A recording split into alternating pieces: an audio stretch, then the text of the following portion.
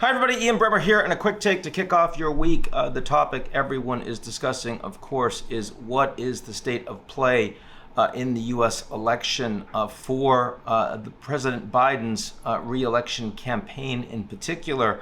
What's going to happen? What are the outcomes? Well, what's going to happen, at least for the near term, is that Biden isn't going anywhere. He would have to decide to stand down. He certainly is not prepared to do that.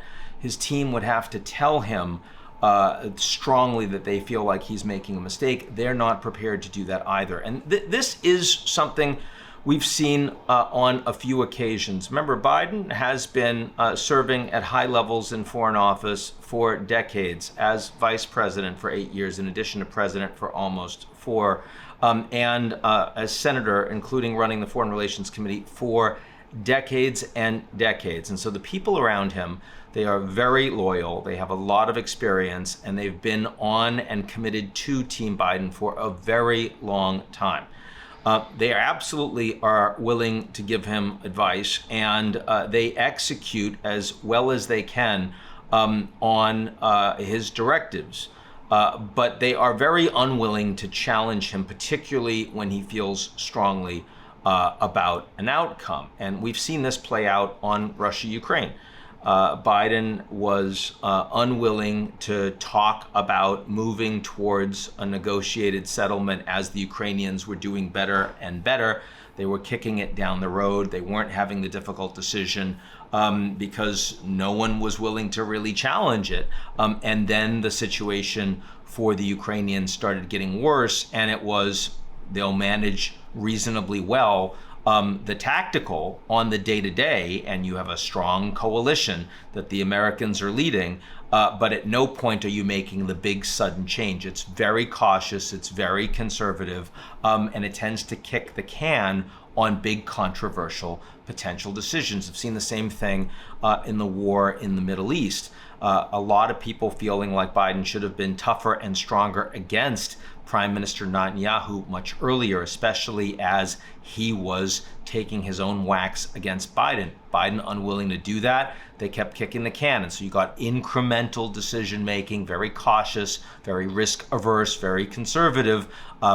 Every one of the tactical decisions were pretty well executed, but willingness to take big bets and risks, much, much less so. And now we see the same thing playing out on the election. For the last year, it's been very clear to anyone that has met with Biden, and I've said this certainly publicly, and I've heard it from all sorts of leaders, whether it's CEOs or leaders of the G7 or the G20 or the big multilateral organizations, that Biden is not someone that is capable of strongly leading the country for another 4 years through 86, the age of 86, too frail, too slow, losing a number of steps since he was running back in 2020.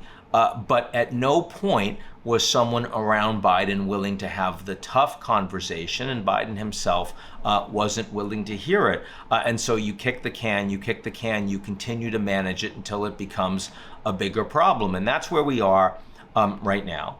And it is certainly true that the leadership of the Democratic Party and the top leaders of the House and Senate and the top governors, none of them are straying from the party line. They are rallying around the president and saying, yeah, he had a bad debate, but he can still do this. But there are a lot of people that certainly matter for the president in terms of the mainstream media, as well as in terms of senior leaders in the former Obama camp that are saying that this guy needs to step down. And I do think it matters when the paper of record for the center left, the New York Times, has not just their individual columnists, but the editorial board writing that he needs to stand down. And I think it matters when respected advisors to Obama, like Axelrod, Favreau, and a number of others, are saying you need to step down. Now, Biden doesn't trust those people. In terms of the Obama folks, he thinks that they're the ones that gave it to Clinton as an opportunity when it should have been his, passed him over. If Obama said that to him personally and strongly, directly, it would be differently, but be taken differently. But certainly, Biden and his senior team won't accept a recommendation for them, and they won't accept a recommendation from the mainstream media. I mean, if you look at the 7 stages of grief, they are through shock, they're through denial, they're roughly in the anger phase, but they're not yet in depression, and they certainly aren't engaging in bargaining. So I think we're very far from Biden actually stepping down. Now, having said that, there's still 5 months before the election, and that's a long time for an 81-year-old that has bad days. And, you know, the fact that you now do have, for the first time, some damaging information from inside the administration, for example, the Axios piece that said that, you know, he's pretty strong in being able to engage from 10 a.m. to 4 p.m., that's an indictment for someone at 81 that would need to govern until he's 86. And that's the kind of thing that would not have been shared with the media 6 months ago. And now it is. And when you see members of the family and senior friends and formal advisors to Biden blaming the senior team of staffers for not prepping him well during the debate, that, again, we haven't seen that kind of internal animosity. And if you start to see senior members of the team turning out against, either anonymously or not, Biden sticking around because they think he can't win, that becomes much more dangerous. So I think this gets harder to manage. It's easy to manage right after the debate when everyone recognizes that he's not prepared to step down. But as this story continues to play, and yes, they can try to manage him and limit the time that he spends with the public, but this is going to be the focus for all of the media going forward over the coming months. And of course, is a very easy thing for the Trump team to run on. Running against Biden as opposed to running on Trump's deficiencies is a much better place for them to be. We are in a horrible place in terms of the state of this U.S. election. I'm sure many of you have seen the CBS YouGov poll over the weekend that shows that over 70% of registered voters believe that Biden is not cognitively capable to stand and run the country for 4 years. They think he should stand down. 50% of registered voters believe the same about Trump. That number is way too high. It's too high for Biden. It's too high for Trump. We have never been in an environment where the American people feel so badly about both candidates. And yes, of course, there is an enthusiasm gap. And Trump supporters are much more willing to forgive Trump's unfitness, or even to paint Trump's unfitness as a positive than the people around Biden, and that is a problem. You're more likely to see a bumper sticker or a cap for Trump among his supporters than for Biden among his supporters. And in an election where turnout matters, the fact that large numbers of Democrats are now questioning the fitness for office of their own candidate, I think does make it more likely that Trump is going to win. I had very, very low confidence going into the debate about what the outcome of the election would be. I still have low confidence, but it is higher than it was before the debate. This is a major inflection point in my view, and it makes it more likely that Trump is going to win, and it would put more pressure on the Biden team to consider alternatives.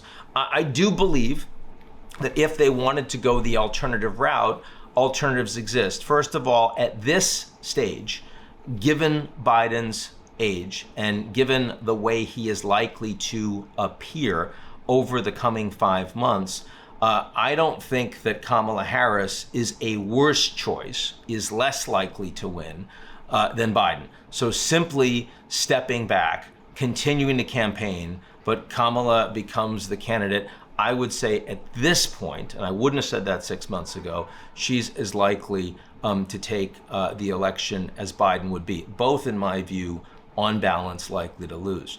But I also think that the potential of bringing in somebody else in the convention, and there are a lot of strong candidates out there, a Gina Raimondo would be certainly towards the top, especially because she is actively a very trusted part of the Biden cabinet, so it's less of a transition.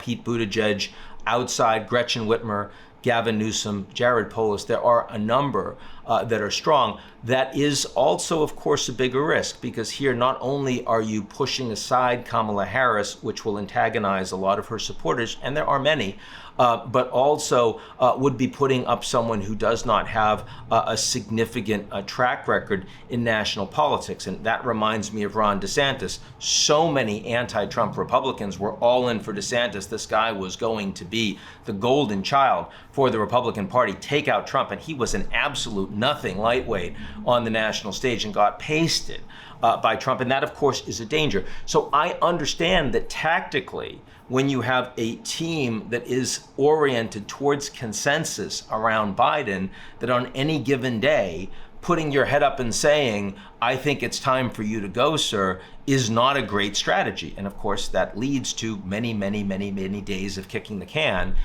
until the point when it is a lot harder and the dangers are a lot greater than they were if you had had that conversation, say, a year ago. Also keep in mind that when Biden first won and the election in 2020, became president in 2021, literally no one around him thought he was going to run again.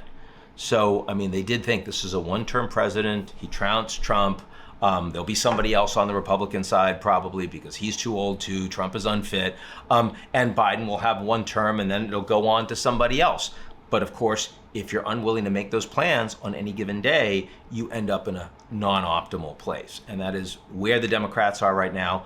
The Republicans are in a non-optimal place for very different reasons.